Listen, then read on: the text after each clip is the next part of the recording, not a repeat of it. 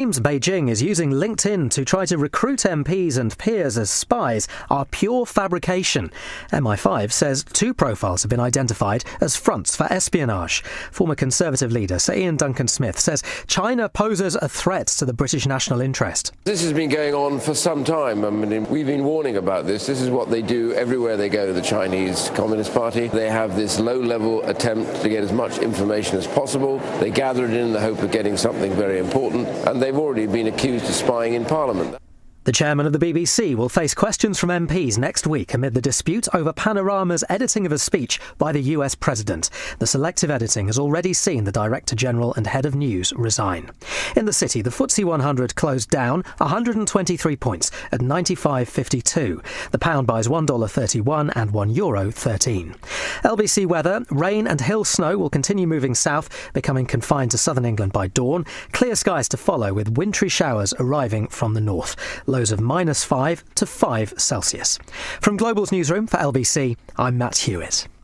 On the latest episode of The Newsagents. Shabana Mahmood used some very direct language in the House of Commons. What does it tell us about the way that Labour wants to fight the threat from the far right? Get the latest episode of The Newsagents with Emily Maitlis, John Sobel and Lewis Goodall. Listen or watch on our free Global Player app or the new LBC app.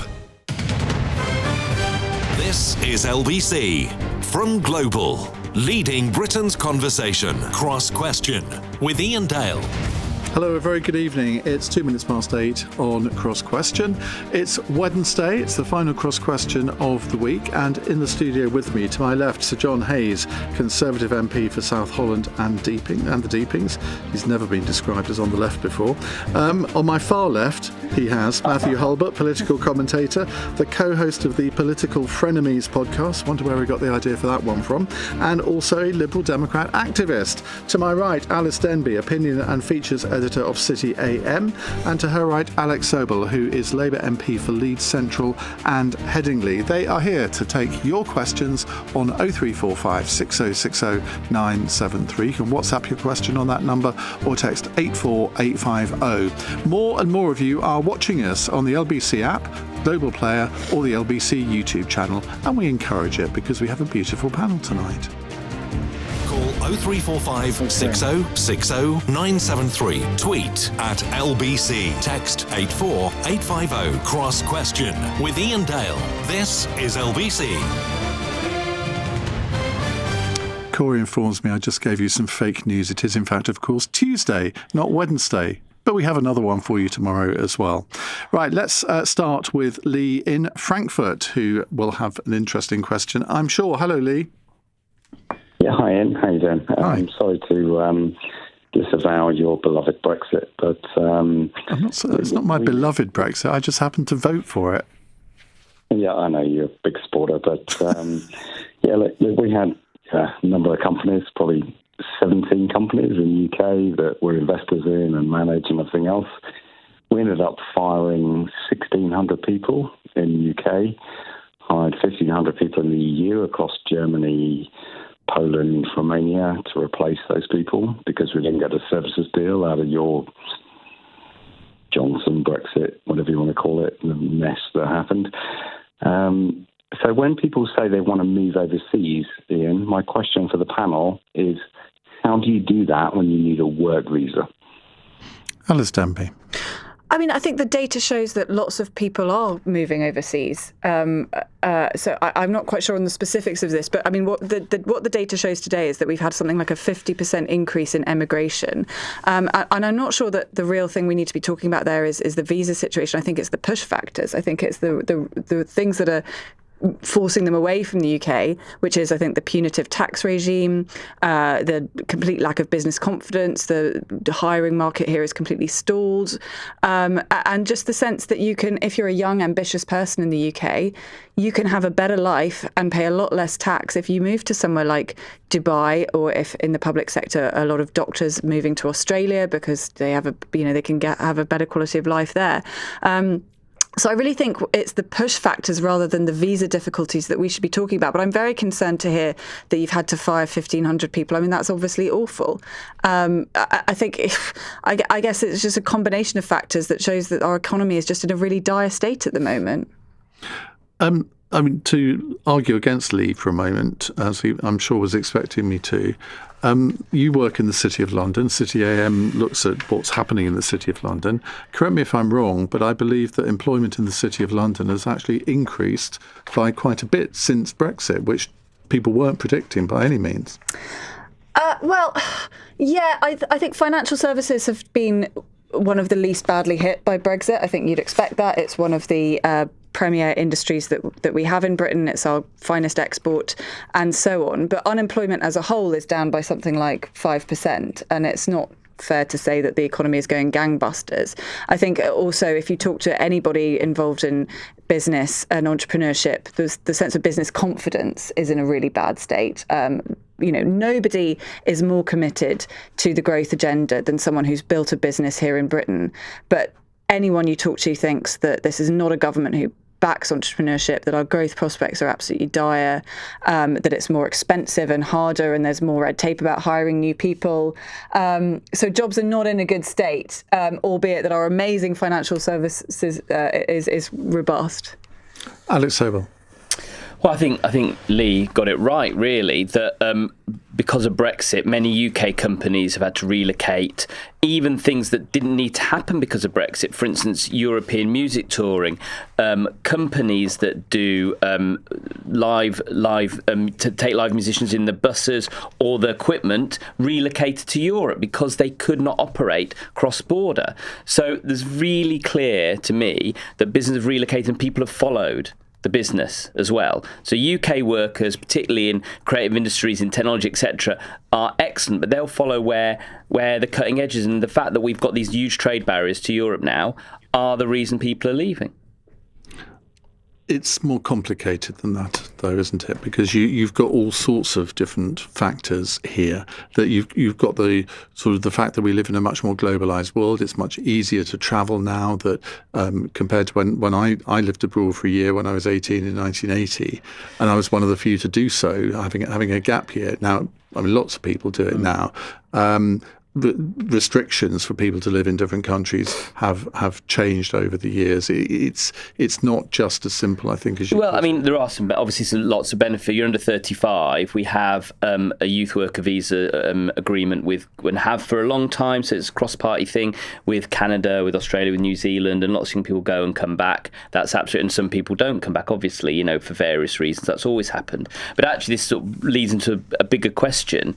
If so many people are leaving, why are we restricting people coming here so much more than other countries are allowed? Well, we're not. To leave? 945,000 net migration. I mean, they obviously think we're a great country to come to. But we are increasing restrictions, and I think that we need to have a greater flow of people coming in. Although, that's as you're right, that is the globalised world we live in. John? Yeah, well, I take the exact opposite view. Actually, I think we should have many fewer people coming in. We've got now 5 million people unemployed. And do you know the tragedy? The tragedy is the number of young people not in education, employment or training is growing. So 100,000 people between the age of 16 and 24 completely disengaged. That is a dreadful indictment of previous governments and of this one.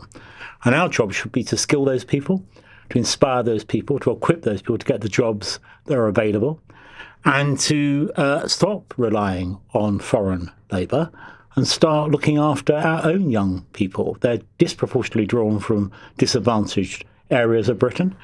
And we not only have a job, we have a duty by those people. So that's my priority, not to make it easier for employers to recruit people from elsewhere, but to inspire them, encourage them, sometimes even oblige them to train their own people. But why aren't they doing it? Because, yesterday we had 4 business people on Cross Question. Yeah. Each of them was saying the same thing, that they can't recruit people in this country. Well, why not when the people are obviously there? Well, some of it's skills.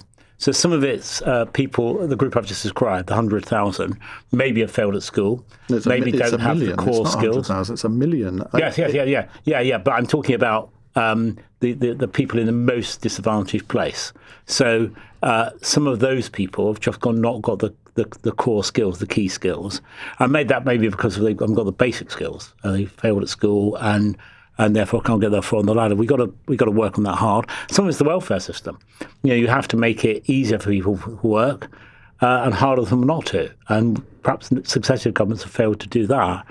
And part of it is actually getting employers to recognise that they have a duty to employ people from this country. When we opened up our borders, free movement, let's be honest, a lot of employers found it much easier because the people that came in often weren't unionised, they didn't know what their rights were, they were prepared to work for a very low wage. And so we built our economy on what seemed at the time like an endless supply of cheap labour.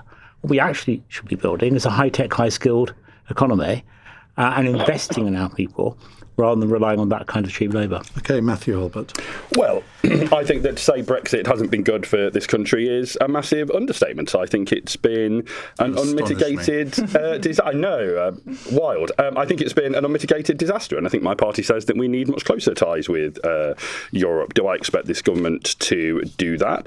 No, I don't. But it really makes me smiley in that a certain Nigel Farage, Brexit's the word, hardly ever passes his lips these days. Now, he was Mr. Brexit, of course. Why does the word never pass his lips? I'll tell you why the word never passes his lips, because it's been a disaster. That's why the word never passes his lips. And I think, I've got relatives who live abroad, and I'm afraid they think that Britain is increasingly becoming a basket case. And, I'd rather not have to agree with them on that because I love my country, but things are not going well. I must pick the Venerable Sir John Hayes up on something, if he doesn't mind. I don't like this idea that the reason, our young people are not doing as well as they should is the fault of migration. I absolutely reject that idea, and I think it's a very easy way for governments of all colours to not look at their own policies over the past decade. I think that is the reason why we've got so many young people not in training, education or a job. It's not because someone who doesn't look quite like you lives down the road. Hang on a second, both things can be right. Yeah, I didn't say that, right?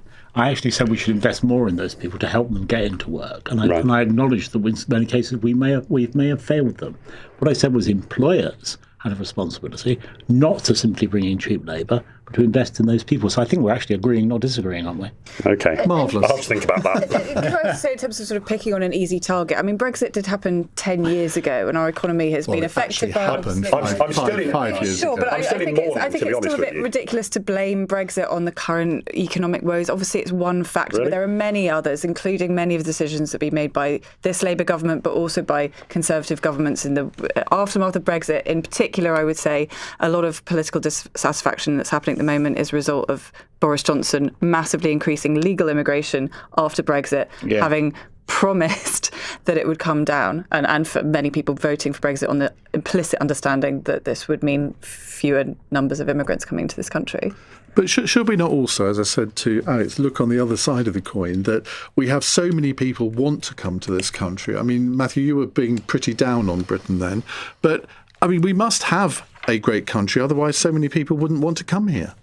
Well, we do have a great country, and call me a woolly old liberal, which I absolutely am. I'm very, very proud to be.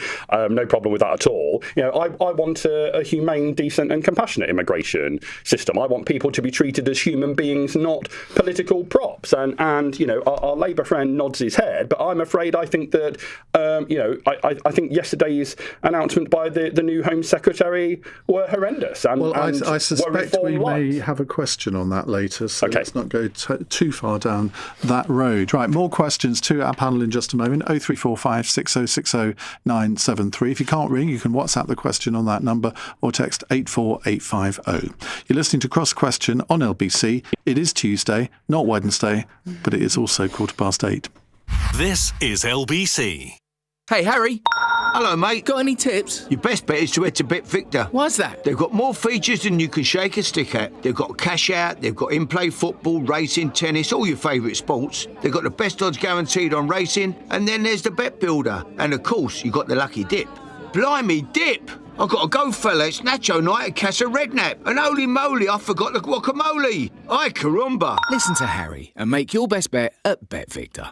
18 plus terms and conditions apply. Gambleaware.org. A Thameslink train is a place where family moments become more peaceful. where you can spread out and a game of I Spy gets a scenic upgrade with snacks, stories and the occasional sheep for a bonus point. Less stress, more yes with kids' tickets for £2 at thameslinkrailway.com. Terms apply. It's the last chance to get yourself a ticket for Wednesday's Lotto draw. It could be you. Lotto from the National Lottery. Rules and procedures apply. Players must be 18 or over. Have you ever wondered what a sandwich sounds like? Not much to it, is there? Unless, of course, it's a Walker's sandwich. That is good. Now that's what a sarnie should sound like. Go all crisp in with Walker's. Delicious. Join Andre Rieu at OVO Arena, Wembley, London on 18th of September. Book now at andrerieu.com. Cross Question with Iain Dale on LBC. Text 84850. 16 minutes past 8 on LBC. With us, Labour MP Alex Sobel, Sir John Hayes from the Conservatives, Alys Denby from City AM, and Mathew Hulbert. He's co-host of the Political Frenemies podcast. What is that? I mean, I obviously know because I've been on it. You've been on it. Fantastic, Iain. Yeah. So, I mean, I don't know where we got this idea from. I really don't. But it's myself, obviously, a Lib Dem activist and someone probably to the left of the Lib Dems, I think it's fair to say, and my co-host, Dr. Chris Newton, who is a former Conservative advisor the last time they were in opposition. And we have a very robust debate. But how about this? We remain friends at the end. The Iain Dale and Jackie Smith de nos jours. Right, let's move on to a question from Nick in Holland Park. Nick, what would you like to ask? Hi. Hi, and good evening, panel. I very recently heard a promo for a podcast which was promising to analyse how Labour was going to take on the far right. Now, far right to me conjures up, Nazis, jackboots, skinheads. So who did the panel think they could mean? Well, let's go to Mathew first. Well, I was saying just in the green room there that I think it's really ironic that many people that I see on social media, because sadly, despite my best efforts, it's still kind of lots of right-wing people that are on my social media. I blame Mr. Musk for that. But, I think the increasing view seems to be that Nigel Farage and Reform are not right-wing enough. Well, for me, who thinks that they're far too right-wing to ever govern our country. They want to nationalise things. How is that right-wing? Well, they are trying to do something which they think is clever, which is to be very much culturally right, but to, I mean, I still think they're really Thatcherites. I think that's what their heart is, and Farage's heart is Thatcherite economics. But they understand that a lot of the people that they want to court, a lot of working class voters, do believe in funding the NHS and having stronger public services, and so they're trying to do this thing. Whether it's too clever by half, we'll see. Do you think, though, that it's wrong for people on the left to use this term far right to describe someone like Nigel Farage, who you describe as a Thatcherite? I mean, do you think, therefore, I'm far right? I'd call, I mean, you may say this, what is the difference? But I'd call Farage hard right. That's what I'd call Farage. Dancing on the head of a pin here, aren't we? Well, but I think for me, and you have to be careful what you say, don't you? But I think other people who are very prevalent on social media, etc., I would think of as hard right. If I can just leave that there. John Hayes, you've often been described as hard right, extreme right, whatever. Do you take exception to these descriptions? Well, David Willetts, when I worked in government, once described me as on the extreme left to the extreme right, and I thought that was a good way of putting it. I don't think it is just a game, this business of where you sit on the spectrum on different issues. So I believe, for example, the fortunate have a responsibility for the less fortunate. I believe in the National Health Service. Okay. I believe in the state can be a force for good. I believe in taxing international globalist corporations much more, so we could let small and medium-sized British businesses pay less. You old lefty. Pay less. But I'm rock hard on migration and on law and order. So I think people who do heinous things should be locked up forever.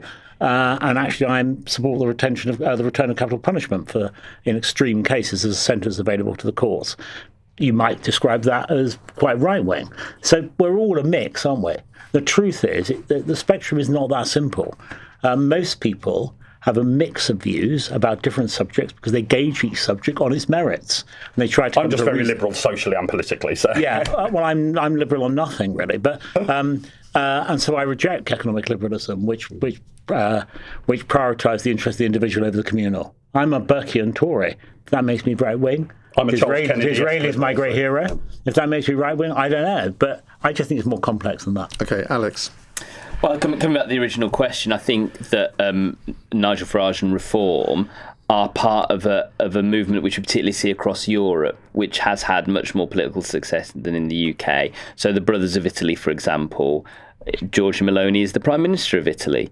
Very similar politics, AfD in Germany, Front National in France, Vox in Spain. It's part of the same movement. It's populist. And so what you were saying about they'll pick some bits that are popular for more working class voters, they'll pick those and they'll pick bits that are right wing. The problem is that none of those things hang together if you're actually in power. But can you really pitch AfD alongside in the same bracket as Reform? I mean, I think AfD, there are some genuine Nazis in the AfD. I don't detect there is that kind of... I mean, Nigel Farage has actually outlawed anyone who's ever been in the BNP from being a member of Reform. I'm not going down to the granular detail of individuals. I'm more about the political sort of space they're occupying in the mind of the voter, rather than in the... So I recognise that Reform have expelled people for racist views, and they've lost 2 members of their own party, although not necessarily for that. I think for sexism, I think for one of them is fair to say, and the other one, who knows? But I think they're part of that broader movement. Alys? I think Nigel Farage has spent his entire political career playing a sort of game of footsie with the far right. I think he's been very explicit always throughout his whole career that people like Tommy Robinson were completely beyond the pale and he would have nothing to do with them, while also those people being incredibly attracted to his brand of populism. I completely agree that the problem with Nigel Farage, I don't think he's far right. I think he's a mishmash of all things. I think all he cares about is gaining power, and I think that's what's concerning. Perish the thought that a politician should want to do that. But I think there are plenty of principles. John Hayes is one who have principles and ideas that they are loyal to. Nigel Farage is loyal to himself, and I think that makes people worried about what he would do with power if he was to gain it. But does he really want to be Prime Minister? You see, if I've got this idea that actually he doesn't really, he's much more suited to oppositional politics, and he's obviously said that, But so are you. I would say that was exactly where you stand personally. You're much more comfortable criticising the previous Tory government and the current Labour government than you ever were. I do like saying a pox on both their houses. Supporting the Conservative Lib Dem coalition. But I'm not vying to be Prime Minister. I mean, Nigel Farage keeps telling us that he is, but I think he's much happier chucking rocks from the sidelines. And of course, he doesn't have much confidence in his own team, does he? He said that should they get a large majority, that he doesn't trust most of his candidates and will pack the House of Lords and pick his government from the House of Lords. Well, what does that tell you about his faith in his own people? Let me put something else to you, because there was something interesting. One of your colleagues yesterday, Alex, reacting to Shabana Mahmood's announcements, she says something I thought quite profound. Kat Eccles said, well, of course, this is just kowtowing to the electorate, as if that was somehow a bad thing. I thought that was extraordinary. You're just describing democracy. Yeah. Yeah, but sorry, Alex first. After you, Alex, sorry. Well, I was going to say, and I think I might be preempting something that's going to come later a little bit, but we're in this hugely multi-party system now. It isn't just Labour and Conservative anymore, and it's not just Labour and Reform. It's Labour, Conservative, Reform, Green, Lib Dem, then in Scotland and Wales, Northern Ireland's obviously different political systems. Scotland, Wales, the nationalist parties in Scotland for a long time, but in Wales now, as we saw in the by-election, more popular. And actually, we won a huge majority of 34% of the vote. So we're coming to, me and Mathew probably agree about this, as I'm chair of the group in Parliament that's looking at electoral reform. The electoral system is at breaking point now because we're in this multi-party system because of fragmentation, political fragmentation. Right, let's move on to a related question. Carl in Hove says, I'm talking of populism, are the Green Party a flash in the pan, or is their new success going to last? And why aren't the Lib Dems seeing these kinds of support? John? Well, I think I agree with Alex about fragmentation. In fact, the only thing that's preventing that fragmentation taking hold to a greater degree is the electoral system. Had we had PR, we would have said a multiplicity of parties in Parliament, not all very desirable ones, by the way, as we see in other countries that have PR. So there is a political fragmentation, really interesting period in politics. For my whole political life, we've been talking about realignment, but now we might be going to get it. And that's disturbing for those of us who've been used to the pendulum going from Labour to Tory, but we have to be realistic about it. My view about all of that is that the electorate is beginning to reject the kind of the consensus which prevailed, the liberal consensus, by the way, which prevailed for most of my political lifetime. And they see that as having delivered unsustainable levels of immigration, a weakening public order, breaking up community, putting individual interest above what I described earlier as communal interest. So they're now rejecting all of that, and I understand why. I didn't need to reject it because I never accepted it in the first place. But I'm very pleased that the electorate and it seems the political system is now coming round to my point of view. Just for a bit of context on this, a new poll from YouGov today has put the Green Party on 17%, tying with the Conservatives, only 2% behind Labour and 4% above the Lib Dems. Reform are 8% ahead of Labour. I mean, it is feasible, Alex, that the Green Party could overtake Labour. I mean, they're nearly overtaking the Conservatives now. Well, I mean, sort of following on a little bit from John's point, what I'm really concerned about is cakeist politics. That we're being offered cakeist politics and those parties are breaking through. Because people believe their sort of tableau of policies which don't hang together and are completely undeliverable could actually work because of the difficulties we've had in this country. And actually, I think that the biggest issue in the country is the cost of living crisis, that people continually see rising prices and their wages don't meet the prices. And we've got a housing crisis and we've got a crisis where people cannot get to the end of the month. And we've had that for 15 years. And that is what is effectively splintering politics. And parties come and say, we can just solve it all with a wave of a magic wand by bringing these populist politics. And there's always somebody else to blame. Didn't Labour do that at the last election? Offer a change without any consequence at all. We're going to solve everything. And look what's happened. I think the reality is we said things are going to be very tough. That all the way through we said things are going to be tough. But you did say that working people, however you define that, wouldn't have to pay more tax. And I think that we are going to have the budget next week, and let's see. I think that is probably what will be the case. Well, it's not going to be because you're going to freeze income tax thresholds, which is essentially an income tax rise. On the technicality of what we said, then we're correct. I mean, we're not raising income tax. No, that would be raising income tax because if you get close to a threshold and you suddenly have a pay rise and you cross that threshold 2 years earlier than you would otherwise have done, that is a tax rise. Well, I mean, personally, I'd like to see that the thresholds become unfrozen in 2028, which is what the last budget was. And I think that, and this is maybe a slightly controversial view in the Labour Party, that whatever's signed the budget next week, if the economic situation gets better and we have better fiscal headroom, I've got quite a critique of the OBR, which probably haven't got time to get into now, that whatever happens next week, we would stick to that 2028 figure, even if next week it didn't. That's not what was said. Well, because you can change things in subsequent We budgets. only have 8 days to wait. Matthew, why are the Lib Dems not gaining the support that the Greens are getting? So, a few things. I think we're a multi-party system trying to work under first past the post, and I personally think that PR is inevitable. I absolutely think that it is, and that I know that it's actual Labour Party policy, but I hope it becomes Labour government policy too. Zach Polanski is clearly a very charismatic individual and he's having a very good moment. I actually know him of old from when he was in the Liberal Democrats. I might gently suggest that I thought at least that he was far more moderate back in his days when he was in the Lib Dems, but some might say that, well, I guess you can't say this now with all of their new members, but some might think that he went and became a bigger fish in a smaller pond, but I couldn't possibly comment on that.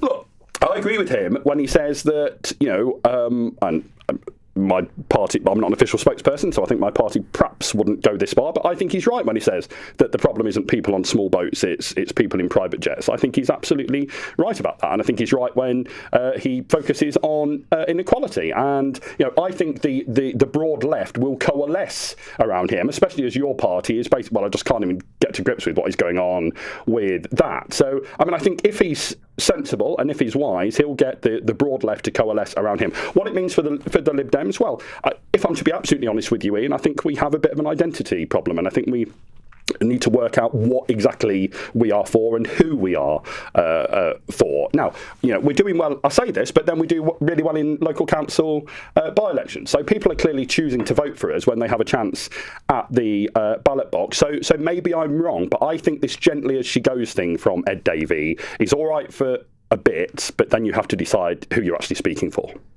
OK, right. We'll move on in just a few minutes' time to another very important subject. It's 8:30 on LBC. Let's get the news headlines with Matt Hewitt. The Epstein files are a step closer to being released. Legislation compelling the US Justice Department to publish all documents on the late sex offender has passed in the House of Representatives. It now goes to the Senate. MI5's warning that people working in Parliament are being targeted online by profiles linked to Chinese intelligence. The security service alert concerns 2 women who operate as headhunters. And figures show the peak for net migration. The difference between the number entering compared to leaving the country was higher than previously thought. But the Office for National Statistics says it's since fallen more sharply, with more British nationals leaving the UK than had been realised. LBC weather. Rain and hill snow will continue moving south, becoming confined to southern England by dawn. Clear skies to follow, with wintry showers arriving from the north. Icy stretches developing in the north and west. Lows of -5 to 5 Celsius. Calling all black cab drivers. Let's talk about those quieter times when your meter's sitting idle and those journeys when you're coming back empty. Why not consider Uber? They can give your meter a boost just when you need it. Join close to 1,000 black cab drivers already on Uber and gain access to millions of passengers at the touch of a button. Black cabs on Uber are priced by your meter, and the service fee will be no more than 5% until the end of 2025. Turn downtime into prime time. Go to uber.com/black cabs to start earning today. Terms and conditions apply. Waitrose presents I really fancy a mince pie. one man's selfless journey from sofa to kitchen. I'm getting up. For a #1 golden mince pie with juicy golden raisins, cherries and apricots, and zesty limoncello. With some cream. For a #1 golden mince pie with juicy golden raisins, cherries and apricots, zesty limoncello, and a dollop of fresh cream. Limoncello. Waitrose, the home of food lovers. Selected stores subject to availability. From Alan Bennett and Nicholas Heidner comes The Choral, when they were divided by war. Carted off to France. Haven't lived. So sing. He united them in song. Starring Ray Fiennes. A man should hear a little music for the sense of the beautiful in the human soul. The Choral, in cinemas now. Cross Question with Iain Dale on LBC. Call 0345 6060 973. 8:33 on LBC. Alex Sobel is here, Labour MP for Leeds Central and Headingley. Sir John Hayes, Conservative MP for South Holland and the Deepings. Alys Denby, Opinion and Features Editor at City AM, and political commentator and co-host of the Political Frenemies podcast, Mathew Hulbert. John is in Hammersmith. John, very good evening. What would you like to ask? Evening. With the attack on the Polish railway system, severing the link between Poland and Ukraine by explosives, which is alleged to have been carried out by Russian agents, with the drone attack on the LNG carrier, the liquid natural gas carrier in the port of Odessa, and the purchase of 100 French fighter jets by Ukraine, it appears that we're entering a period of escalation. Should the British public be concerned, and what can we do to alleviate that concern? Ukraine has completely disappeared off the agenda, hasn't it? Or the sort of media agenda. I don't know whether that's the same in other countries. John, let's come to you first. Well, you're right, Ian. And if you'd said perhaps 2 months ago which direction would this conflict head in, there were hopeful signs that things might de-escalate. That seems less true now, and the events that John from Hammersmith has described emphasise that.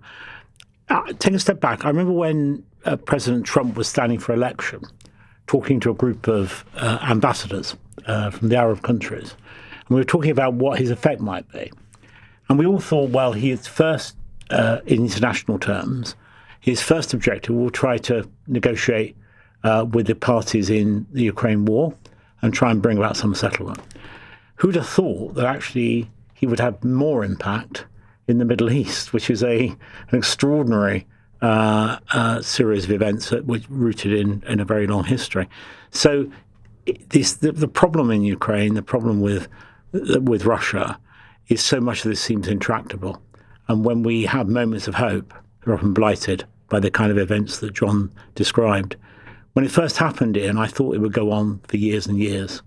Some people think it will be over very quickly. I always thought it wouldn't, and that's a tragedy. It's very difficult to determine at the moment sort of who is sort of getting the upper hand, but the events which John in Hammersmith describes, they seem to be indicating that this is a new phase in the war. Yeah, and of course, the particular point he makes about Poland's rail system, the great fear here is this goes beyond the boundaries of Ukraine. I mean, it's a tragedy of itself, but there are other tragedies that might spring from it. OK. Alex? I'm chair of the Ukraine group in Parliament. I've been to Ukraine 7 times since the full-scale invasion. And we should be very, very concerned, because what's happening now is that Russia is testing NATO. It's not testing Ukraine. So we've had a number of drone incursions. We've had a number of incidents across the border. We've had this incident in Poland. Because this next phase of the war, what's happening is war is now completely different. Most of the war is done by autonomous drones and other autonomous weaponry is coming through the system. The level of innovation is incredible. And in a few months, or maybe in a couple of years, if the war goes on that long without diplomacy, what we'll see is effectively a grey zone, a frozen front line where nothing can move and the drones are in charge. So what will Russia do then? They'll come to us, they'll test us. So the British public should be really concerned, because this war, Russia's the biggest country in the world. This is not a war about territory. This is a war about culture. This is a war about democracy. We are fighting for our values, British values, European values, the values that Ukrainians want to grab hold of. That's why they want to join NATO. That's why they want to become part of the EU. And it is our duty not just to support them, but to support ourselves, because Russia wants to annihilate our way of life. Alys?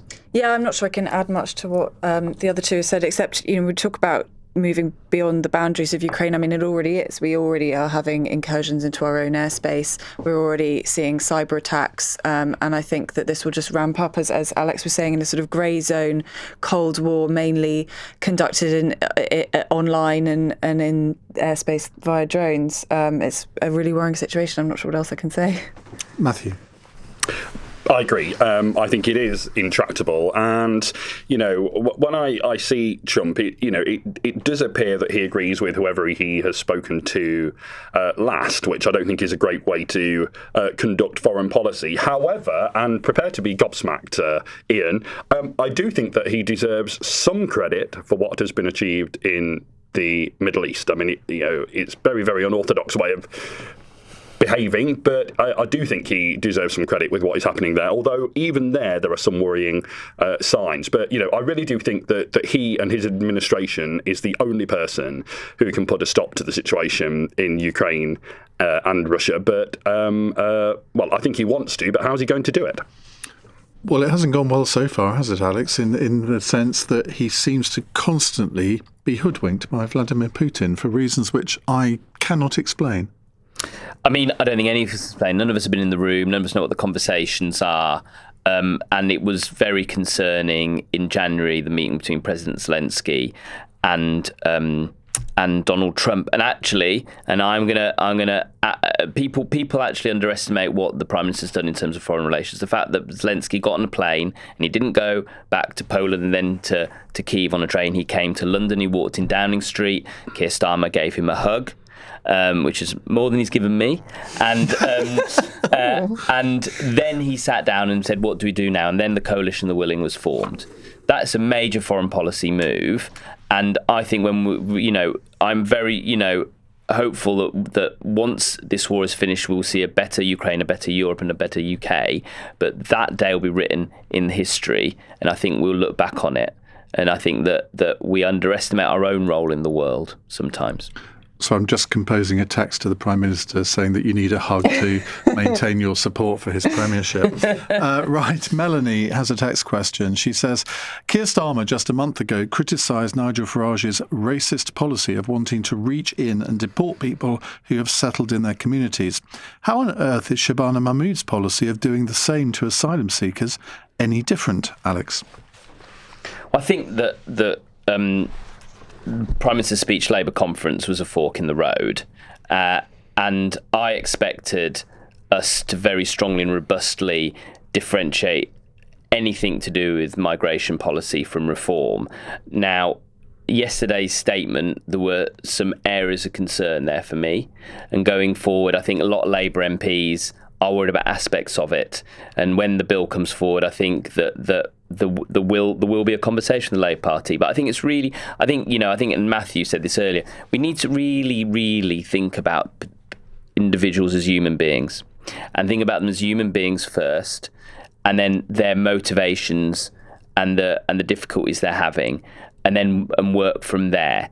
This whole debate has become really quite toxic, and we need to detoxify it and talk about what sort of country we are and think about our culture and cultural issues. My parents came here as migrants. My mother lives in Buckinghamshire, South Buckinghamshire, and is a pillar of her community, having migrated here in 1972. If you arrive here, you can absolutely become British. And I think that is the thing that we need to think through, that people can come however they come, whether they come on a plane, whether they come on a boat, and they can become British. And I think that we are losing sense of that, and that really concerns me. Well, reading between the lines there, you have a lot of concerns with what Shabana Mahmood said yesterday. And let's come back to the question: if Nigel Farage's policy of deporting people who've settled in their communities is racist, if Keir Starmer said that just a month ago, given what Shabana Mahmood said yesterday about deporting people maybe after 3 years, if their country is considered safe after 3 years, I mean, how is that any different to a reform policy? I do think it's different, and that's a question of detail, but I want to sort of think about this in the round. So I think the only circumstance really where I would support deportation for somebody in the system is when they act criminally. That's the only situation. And there's a real issue here that some countries may be safe or become safe, but they may not be safe for that individual. China is generally a safe country. But if you're a Uyghur, it is not a safe country for you. If you are from Uganda and you're gay, Uganda's a safe country, but it's not safe for you. Right. So we need to really clearly think about these things. That's my issue. Mathew. So, like I said earlier, I mean, I'm a woolly-hearted liberal on immigration. I think it is a net benefit to our economy, to our culture, and to our society, and that Britain at its best is welcoming. Now, I appreciate that we have got to have a system, and that's fine, but in my view, that should be a system that recognises that these are human beings. They are not just political pawns. And, I can tell kind of the pain with which, Alex is feeling about this, because he won't like the fact that yesterday her speech, the Home Secretary's speech, was praised by Nigel Farage, it was praised by Tommy Robinson, it was praised by Kemi Badenoch, and some of that is worse than others, but I think it doesn't look great for this Labour government. I recognise that Labour is worried about losing seats to reform, but I'd say to it that we've talked about Zach Polansky and indeed the Lib Dems. I mean, we'll be targeting Labour seats, make no bones about that, and I think this will be a big issue for us too. What is Liberal Democrat policy on stopping the boats? Because presumably you're as concerned as anybody else about the fact that an increasing number of people are crossing the Channel. It's going to be higher this year than last year. And it's all very well to criticise Shabana Mahmood for coming up with policies that she thinks will deter people, but I haven't heard a single policy from the Lib Dems on this.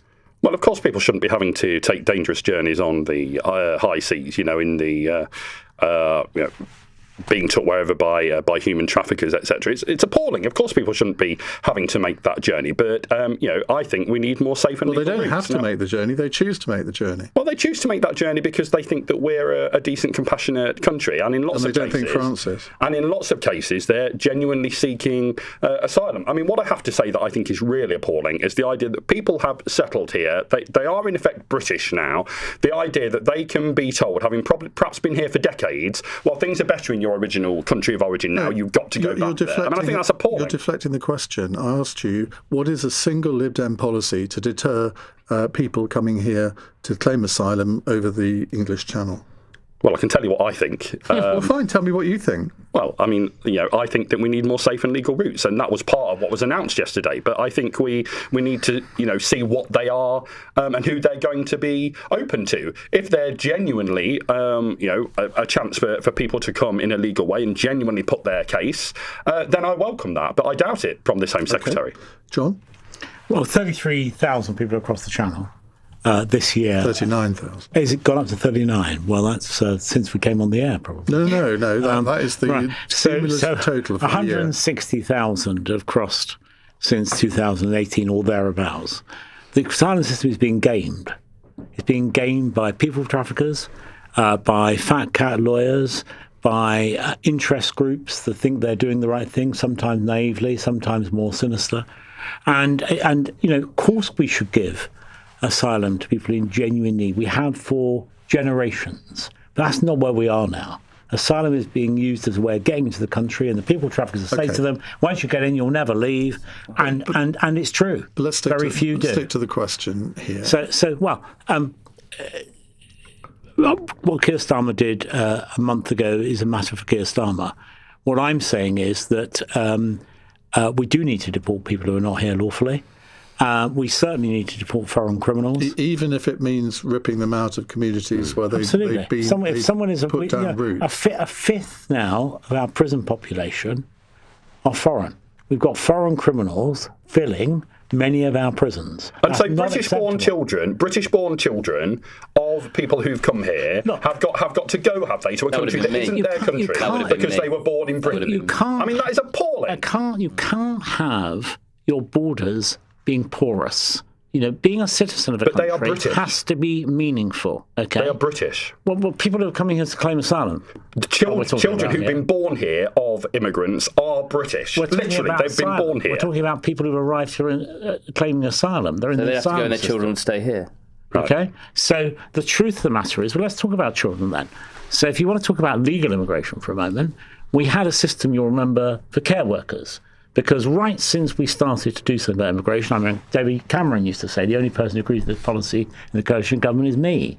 He said, because every time I go to cabinet, there's somebody special pleading. You've got to have nurses, so we've got to exclude nurses from immigration policy. Got to have construction workers, got to have agricultural workers. Everyone was an exception in the end, which is how we ended up with the nonsense, increasing our population in a single year by 900,000. No country can do that. It's just not feasible to do that. So immigration policy has been out of kilter with public opinion for a very long time, and so has asylum policy. The Home Secretary's taken the right move earlier this week, but we need to do much more. OK, Alys. I think what you heard from Alex there is the voice of deep frustration on the Labour backbenchers, and I think it's just not Labour's instincts to try and grip this problem. And you said that you don't think anybody should be deported if they're in the asylum system, unless they're doing a crime. I mean, that's just a counsel of despair. In the system. So once they get here, they can't be deported. They just languish in the system for years and years, which is what we have at the moment, disappearing into the black market. All decisions should be made within 6 months. I think that's just an incentive for people to come across the channel, risk their lives, bring their children. I think it's clearly a problem that needs to be gripped. I think Shabana Mahmood's saying all the right things, and I think it's backbenchers like you who are going to stand in the way of gripping this problem, and as Shabana Mahmood said, unleash much darker forces. Failing to grip it. Right. Well, on that note, we will move on to something else in just a few minutes' time. It's 8:49. This is LBC. Calling all black cab drivers. Let's talk about those quieter times when your meter's taking a little nap. Why not consider Uber? We can give your meter a wake-up call. Join close to 1,000 black cab drivers already on Uber and gain access to millions of passengers at the touch of a button. Black cabs on Uber are priced by your meter, and the service fee will be no more than 5% until the end of 2025. Turn downtime into prime time. Go to uber.com/black cabs to start earning today. Terms and conditions apply. They did it again. Flour instead of flowers on my birthday. I'm 95 minutes late, but it's hard to leave when you've shared so much. Your postcode, your gluten intolerance. Then I saw it. 25% off your first Ocado shop, plus free delivery. And I just knew I'd found the online supermarket of my dreams. Ocado, life delivered. Geographical restrictions. Min spend £60, max saving £20. Charges and Christmas restrictions apply. New customers only. Terms at ocado.com. It's the last chance to get yourself a ticket for Wednesday's Lotto draw. It could be you. Lotto from the National Lottery. Rules and procedures apply. Players must be 18 or over. Join Andre Rieu at OVO Arena, Wembley, London on 18th of September. Book now at andrerieu.com. So, what's on your to-do list today? Why don't you check if you're eligible for pension credit? It tops up your pension income and also opens up help with heating bills, council tax, and more. Search pension credit on gov.uk or call 0800 99 1234. There's nothing to lose. Check today. Pension credit. Credit where credit's due. Eligibility criteria apply. Cross Question with Iain Dale on LBC. Alex Sobel, Sir John Hayes, Alys, Denby and Mathew Hulbert with us answering your questions. Let's take another one from Gemma in Birmingham.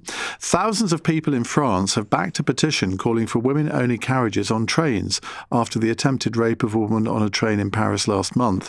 Is providing women-only spaces like this a good solution to violence against women and girls? Alys. Thank you for coming to me as the only woman on this panel. No, well, that means you have a bit longer to speak. No, I do not support gender segregation on public transport at all. I think that's an appalling idea. I think surely this is exactly what Rosa Parks stood up for, that everybody should be able to use public transport on an equal basis. And I think this would have all sorts of terrible unintended consequences for having gender segregation in society. I do not support it at all. I think it's a really desperate idea. That is not to diminish the problem of violence against women and girls. Violence against women and girls can happen in the home, it can happen in the street, it can happen on a train. There's no reason why women should be cowering and separating themselves out from men. Okay, Mathew. I broadly agree, and I think the safety of women and girls is a very, very serious issue, and I would include in that trans women as well, who are often the subject of. I would include them because they are often the subject of daily attacks, which shouldn't be happening. But I broadly agree. I think segregation is never the answer. John? I think segregation can be the answer, actually. I mean, in prisons, for example, I think it's really important. I think it'll be important in hospitals where there have been attacks. And we know in both those cases, people have called for safe spaces for women, I think rightly so. But I'm with Alex. I think on trains, trains and modes of travel should be mixed economies, mixed places, shouldn't they, where we actually can chat. And people should chat more on trains. The trouble these days, they're always on phones and things. I actually quite like meeting people on trains, having a chat to people. You're never going to see them again. Why can't we just be more convivial? Why can't we be more convivial? Having said that, do you have an electric car, John? I have a hybrid.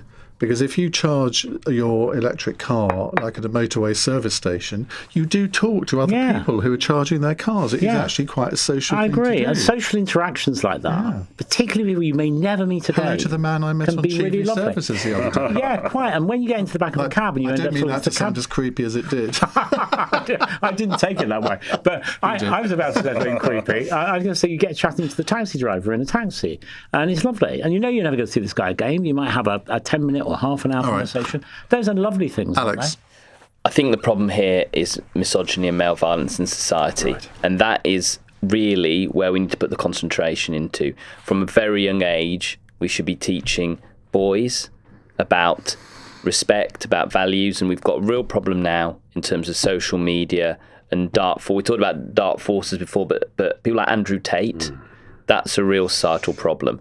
And we had a crossbow attack in my constituency, and I did call for the banning of crossbows online, but that's not going to resolve the problem, because violence is going to exist unless we tackle the root cause, and that's going to take a long time, be a lot of work, but it will be the solution. Segregation, banning weapons, etc., is not a solution to this. Why did you propose it then? Because it makes it a little bit harder. But it's not a societal problem. Yeah. But don't you think a lot of the popularity of Andrew Tate and the sort of crisis of masculinity and all this stuff is a backlash against this idea that men are constant, boys are constantly being told that you're a sex offender, you're a rapist, you're a danger to women? I think we need women and men mixing more on a more equal basis to tackle this problem. I didn't say that they do. I think they do need to mix, but we need to have that education. Right, we can squeeze in one quick question before we go to our fun question. It's from Thomas in Bristol. After all the postulating from Trump about the Epstein files until the weekend, if there does end up being some pretty bad stuff about the president, will it do any damage to him politically in the US? Alys? No, it doesn't seem like anything harms Trump, and he doesn't seem to be too worried about it himself, is he? Exactly. I mean, I think there's going to be some loathsome, awful stuff in these Epstein files, but it only seems to make Trump stronger. I don't understand it, but he's clearly not worried about it, is he? He's calling for it all to come out. Alex? Is it about Trump or Trumpism? Marjorie Taylor Greene's already abandoned him over Epstein. You know, his great supporter who thinks there are space lasers controlled by the Jewish community, but that's a whole other thing about her. So he's losing some of his base within the party. But whether that kills that movement, that sort of type of populist right within the US, I think that this issue might separate him from his political colleagues, but I'm not sure it's going to change political direction in the US. John? Yeah, we need to see what comes out, of course, before we make a fine judgment about this, because we don't know what the extent of it's going to be and how much of it is, to use the modern idiom, fake news. So until we know that, we can't make a judgment. But I think other panellists are right.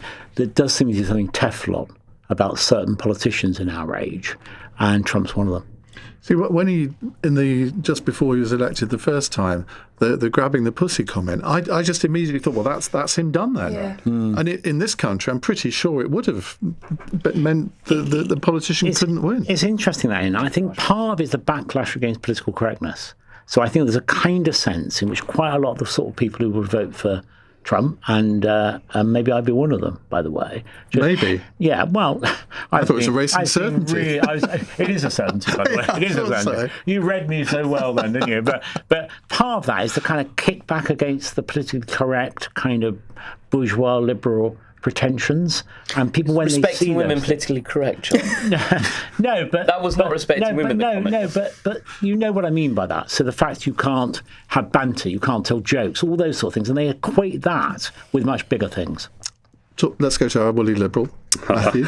Well, I can't believe that I find myself in at least a minuscule of agreement with Marjorie Taylor Greene. I think she's right when she says that Trump should. I know, genuinely can't believe it. I think if there wasn't something to fear, why doesn't he just release everything? That's the question we need answering. Well, that's what he's suggesting now, isn't it? Right, the fun question from Matt in Dartford. The Royal Mint has issued a new coin with Freddie Mercury on it in the costume he wore for Live Aid to commemorate the 40th anniversary of that historic day. Which other public appearance would you like to see commemorated on a coin? Mathew? Well, so I've just had a bit of a think about this, and I've got to nominate my favourite government minister ever, who is a friend, I think, of both of ours, Ian, and that's the wonderful Lynn Featherstone, now in the House of Lords, formerly an MP, who... Thatcher riding on a tank. That was an iconic image. It was a great moment. Yeah, it really was. Anyway, while John and I get all wistful, let me tell you who's on tomorrow's panel. A couple of former cabinet ministers, Lucy Fraser, who was in Rishi Sunak's government, and Jim Murphy, who was in Gordon Brown's, along with the think tank director Charlotte Pickles and the journalist and disability rights campaigner Liam O'Dell. So do tune in tomorrow for Cross Question at 8. Thank you to all my panel tonight. Now, I've actually forgotten what we're doing in the next hour, but I think I can remember that we're doing something about the fact that so few people are getting married now. Now, it's fallen by 90%. 9%. That really would be a story if it was 90%, wouldn't it? Why are fewer and fewer people deciding to get hitched? Are we becoming a society that is less into commitment, or a society that just doesn't value a piece of paper anymore? Is it religion that's playing a part here, where so few of us are now religious that